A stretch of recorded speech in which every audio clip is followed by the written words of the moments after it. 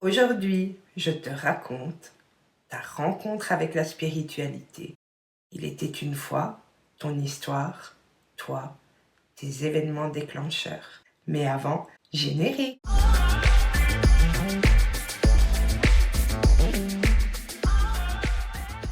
Et salut mes beautés, j'espère que vous allez bien.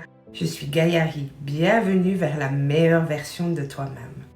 Dans cette première vidéo concernant votre rencontre avec la spiritualité, je vais vous raconter l'histoire de deux de mes beautés d'abonnés.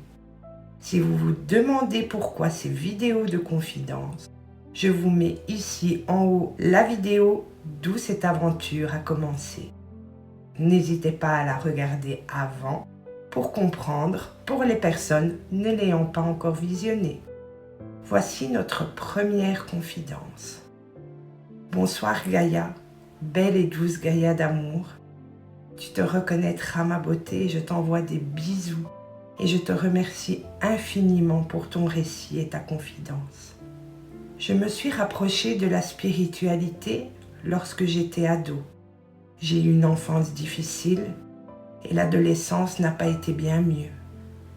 Lorsque j'ai eu 2 mois de vie, mon grand frère a été touché par une leucémie. Il avait 3 ans et en 1979, en 1979 pour mes beautés françaises, autant te dire qu'à cette époque, les chances de survie étaient faibles.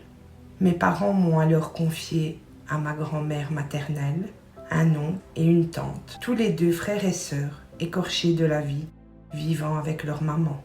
Je n'ai pas vraiment connu l'amour de mes parents, leur attention. J'ai de cela plusieurs blessures, l'abandon, le rejet, l'injustice et peut-être aussi l'humiliation, mais c'est encore à creuser. Ma famille maternelle m'a chouchoutée, mais cela n'a pas valu l'amour de mes parents. Je me suis toujours sentie seule au monde sur ce plan. Alors je parlais à Jésus, à Dieu, en leur demandant de m'aider à être forte pour avancer dans la vie. Adolescente, je me souviens que je voyais des flashs dans la nuit. Je ne sais plus si c'était sous mes paupières ou si j'avais les yeux ouverts. Mais j'avais peur de ce que cela pouvait être. Alors j'ai refoulé. Depuis plus d'1 an, je m'éveille. Je sais que je suis canal. J'ai découvert depuis peu que j'ai du magnétisme dans mes mains et mon regard. Les gens le sentent, me demandent parfois ce que je leur fais ou qui je suis. Je suis infirmière, j'ai 42 ans et c'est ma 2e reconversion. J'ai une intuition très développée depuis toujours, ainsi qu'une empathie puissante. Je mets tout cela sous le coup d'une hypersensibilité qui m'a handicapée pendant des années et m'a aussi isolée jusqu'il y a peu. Je m'ouvre, je laisse mes émotions s'exprimer. J'ai compris que de les garder pour moi n'était pas du tout ce qu'il faut faire pour rentrer en communication et être authentique. Je suis heureuse de me découvrir, de réaliser tout ce que je peux faire de bien avec mon corps et mon âme. Venir en aide aux gens avec bienveillance et amour, donner sans attendre en retour me remplit de bonheur. Merci à toi d'être aussi généreuse et aimante. Namasté. Amour au centuple pour toi, ma beauté. Je te remercie encore. Nous passons à notre 2e confidence. Bonjour Gaïa. J'ai toujours été intéressée, subjuguée, attirée par la spiritualité. Quand j'avais la vingtaine, il y avait des choses qui se passaient dans ma maison. Des bruits, des ampoules qui clignotaient. La télé que je retrouvais allumée à mon retour. Et je me disais que c'était mon grand-père, décédé plusieurs années auparavant. Puis mon père tomba malade, un cancer. 10 ans après, il décéda. Quelques jours après l'enterrement, cela va faire 15 ans le 25 août, j'ai fait un rêve de lui habillé avec une cape blanche. Il était à l'hôpital avec d'autres personnes. Il était bien, il était heureux. J'ai voulu m'approcher de lui pour le prendre dans mes bras. Et il a refusé, en me disant qu'il allait très bien et qu'il fallait que moi, je continue ma vie. J'étais malheureuse, mais je savais qu'il avait raison et qu'il était toujours là pour veiller sur moi, sur nous. Bien avant tout ça, j'ai oublié de te dire que j'avais rencontré une femme par le biais d'une amie qui était attirée par la spiritualité également, qui avait du magnétisme. Elle soigne gracieusement les connaissances autour d'elle. Maintenant, elle est devenue une amie et j'adore parler de tout ça avec elle.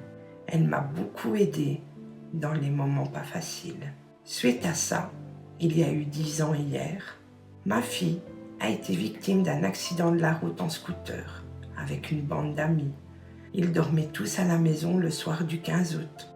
On leur avait permis de se rendre au feu d'artifice et ensuite de rentrer à la maison, continuer et terminer leur soirée. Et là, l'horreur.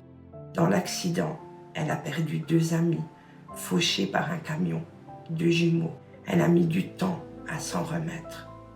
Nous avons mis du temps à nous en remettre. Donc, encore une épreuve qui a fait que. Mais ce n'est pas fini.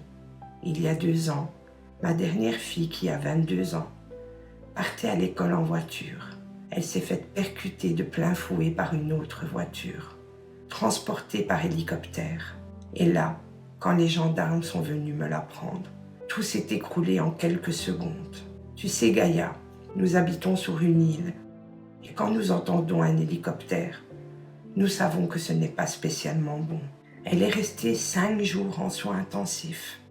Retour après 10 jours d'hôpital à la maison, en fauteuil roulant.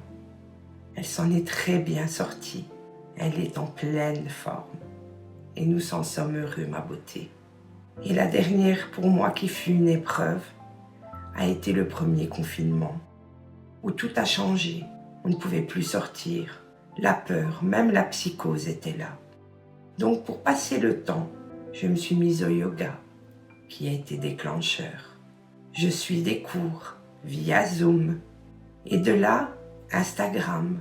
Et puis, beaucoup de pages que je suis sur la spiritualité, dont la tienne, que j'aime beaucoup. Merci, ma beauté. Les livres. Et je voudrais encore plus m'ouvrir à tout ça. Je vais à mon rythme.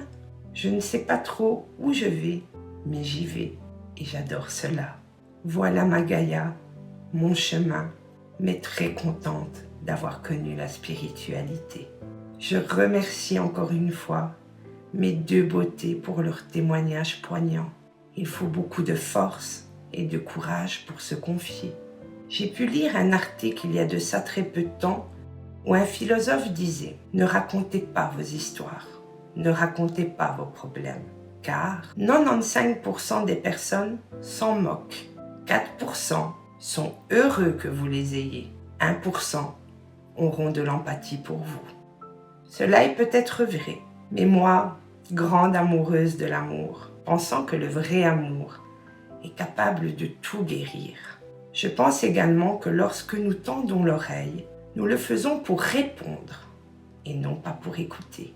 Chaque humain, ou presque, a vécu, vit ou vivra cet événement ou ces événements marquants, traumatisants, nous marquant au fer rouge de l'intérieur. Je me dis et je vous dis, quand nous commençons à écouter réellement, nous nous apercevons que nous ne sommes pas si différents, mais similaires. Notre empathie renaît, notre jugement s'efface, notre compréhension à l'autre s'adoucit.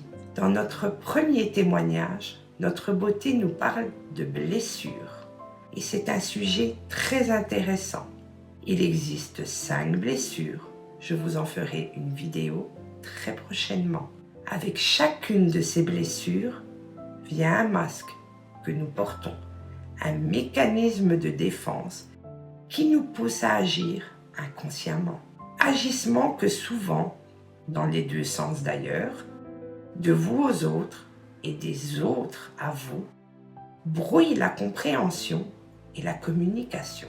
Là encore, en tant qu'avis personnel, il aurait été bénéfique de nous apprendre cela bien plus jeune. Comme je vous l'ai dit en publication, car vous m'avez énormément posé la question, vos témoignages sont toujours les bienvenus à l'adresse gaia.133114@gmail.com. Je vous la noterai en description. Ils seront racontés lors de prochaines vidéos, mais toujours anonymement bien sûr. Que les plus belles énergies t'accompagnent vers la meilleure version de toi-même. Namasté.